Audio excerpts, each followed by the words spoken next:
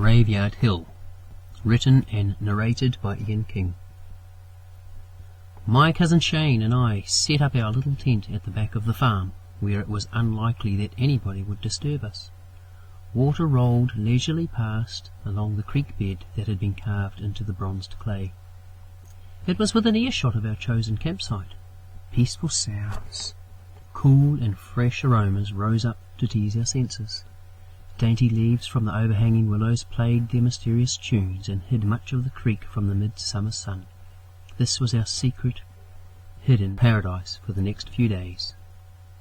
Birdsong could be heard from all around us. We were both 10 years old, but I was the oldest because my birthday was in February and his was in July. We had pitched our tent on the flat spot between the briar bush, which had been known to rake its thorns over any careless bypasser. Ouch! And the pit above, where the tractor had dragged a few dead cows into it over the years and one beautiful horse named Princess. But they all rested in peace.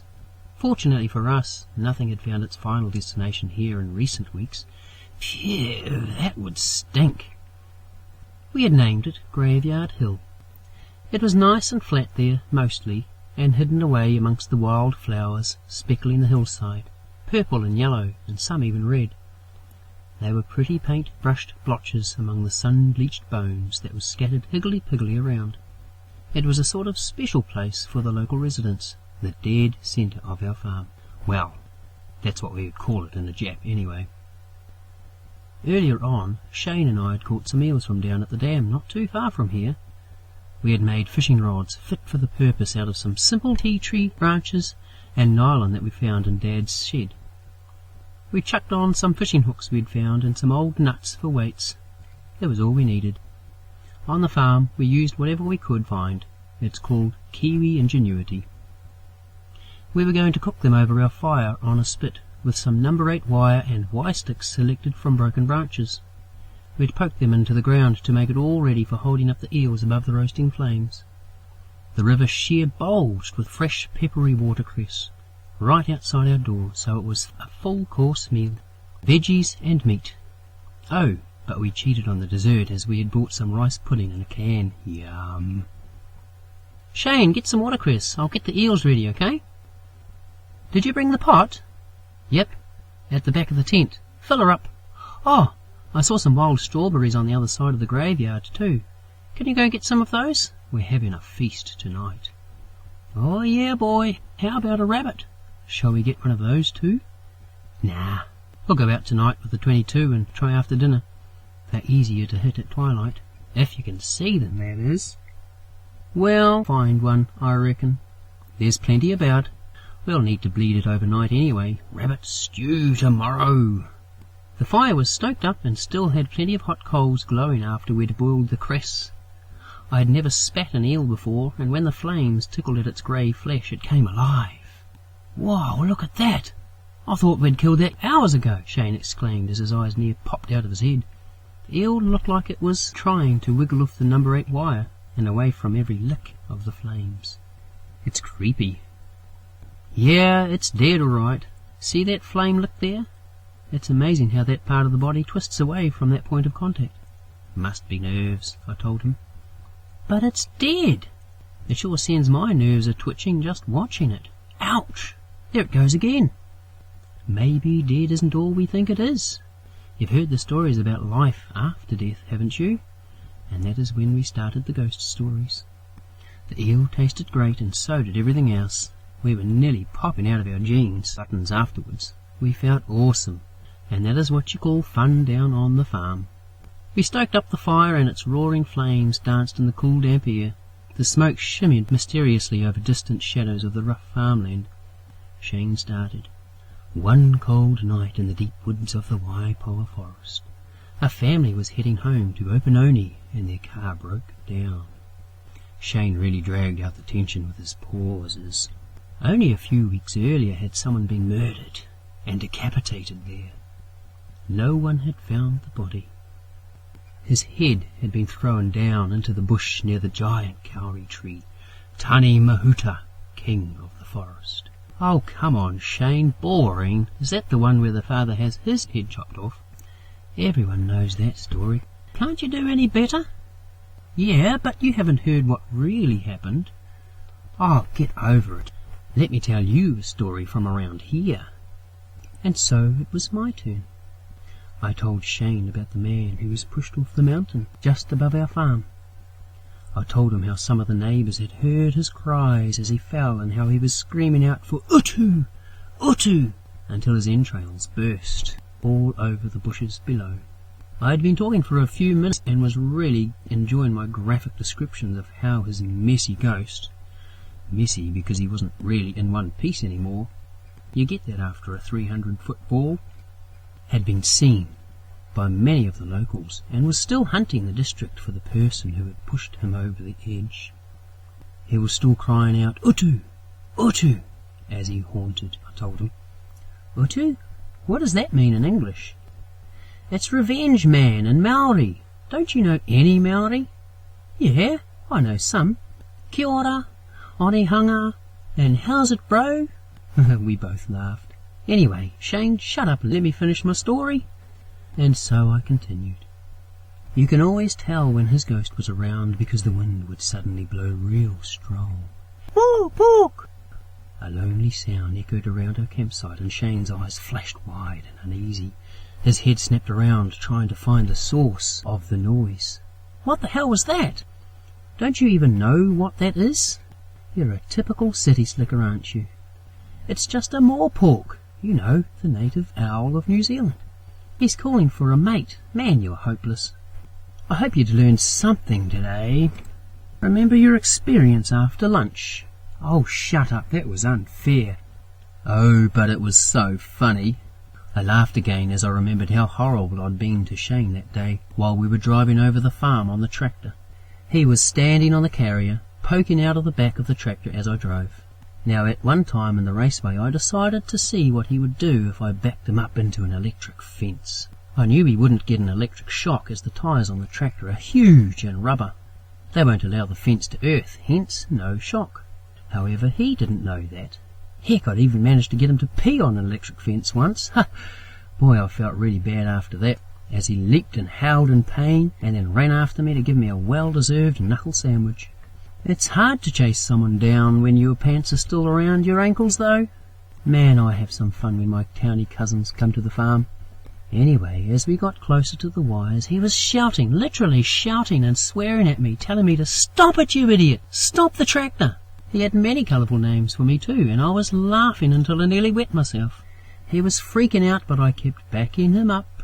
Now he did the most stupid thing that I wasn't expecting him to do. But he jumped off the carrier, and guess what?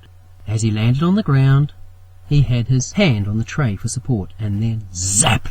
He got the shock. Boy, I laughed until my sides were splitting, but he wasn't. Funny that. Come on, let's finish the story, okay? You can always tell when his ghost was around because, oh, pork! This time Shane only glimpsed around quickly, not so nervous. Because the trees would be creaking in a certain musical rhythm, evenly creaking, creaking, only more rapid than the wind could have made them to creak. I finally finished the story and actually scared Shane, but he wouldn't admit to it though. I saw the terror and the shiftiness in his eyes. Mind you, neither would I, 'cause I'd scare myself too. It was a long time before we clambered into our sleeping bags, and really dark by then. The fire was only smouldering with a few hot embers scattered about. We never did get out for our rabbit hunt. Oh well, we can go early in the morning. No doubt we would be waking up at Sparrow's fart. Hopefully we might have even caught a rabbit in the snare we set up before dinner. Perfect. The sudden spine-tingling chill of the cold sleeping bag lining gushed up our bodies, causing goosebumps to creep all over us. Then after a few moments we were warm and cosy, and having a few giggles. I couldn't stay awake any longer, I was too tired. The tent door flapped and rocked me gently into my favourite place where anything could happen. More pork! Creak, creak, flit, flit, flit, flit, creak, creak, flit, flit, flit, flit. Shane, wake up! What was that? My eyes had sprung open like a mousetrap, only in reverse. The tent door was flapping wildly. Shane! Are you awake? Suddenly I remembered the Morpork. I don't think I'd heard the Morpork's call for a while. Shane turned cumbersome in his bag. "Shane, wake up!" I shouted in a hushed whisper. He mumbled. I was shoving him now. "Come on, Shane, wake up!" He replied. Oh, this was hopeless. Finally his eyes opened, painfully slow, flapping reluctantly. "What do you want?" "Did you hear that?" "What?" The sound of distant creaking was piercing the night's eerie symphony. Thunk, thunk, thunk, thunk. It's coming down from the graveyard. Graveyard? What do you mean? You know, up the hill above us, where the cows are buried. Come on, wake up, can't you hear that? Yeah? Thunk, thunk, thunk, thunk. He shot bolt upright, definitely awake now. What the heck is it? I could have sworn whatever it was would have heard our hearts thumping right out of our chests. The door flapped furiously. Angry, my heart raced like a rock concert. I heard it again. Thunk, thunk, thunk, thunk. There it is again. I felt trapped inside the walls of the tiny tent. "What do you think it is?" Shane asked quietly, like he didn't really want to be heard. "Maybe it's that man you told us about." His throat obviously constricted and dry. "Shh, don't say that." I could feel my blood pumping wildly through my veins. "But what if it is?" he said as his mouth began to open and close like a suffocating fish. The noise changed slightly and came closer to our tent. The trees still creaked and groaned in the distance. Suddenly the creaking stopped and the thunk, thunk, thunk, thunk started again. They were coming towards us and definitely sounding like footsteps. Heavy footsteps. However, strange and irregular, as if the man, or whatever it was, had a stagger. We hid right down inside our sleeping bags, lying there waiting for a crazed attack upon our defenceless fort. It was taking forever. What was he doing? We could hear the loud pounding in our chests. Surely this madman could hear it too.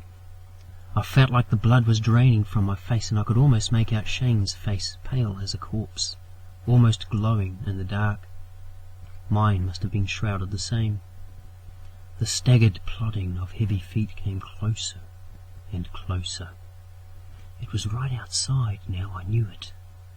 We were hopelessly trapped, throats coarse and dry with fear. I reached for my torch. Would that be enough to whack over his head? If he had a head, that is. Was I strong enough to knock him out?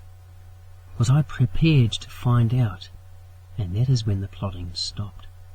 But our hearts went ever faster, almost bursting out of our chests. No matter how still or how quiet we were, we knew that whatever was outside could hear the loud beating of tom-tom drums inside us. "Shane!" I nodded for him to open the tent flap with my head, while I held tight to the torch in my shaky hands. This would have to be my most powerful swing ever. Shane hesitated, which I was glad about anyway. I guessed our only hope would be to yell as loud as we could and freak him out more than he freaked us out. We hoped. The silence was raging. Its breathing was deep, coarse, and wet.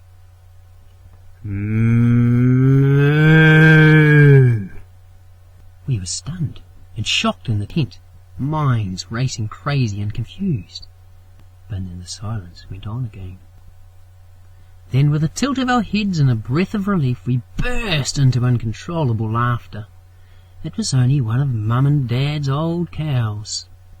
We felt so stupid, yet strangely pleased. I shot out of my bag, and Shane was close behind.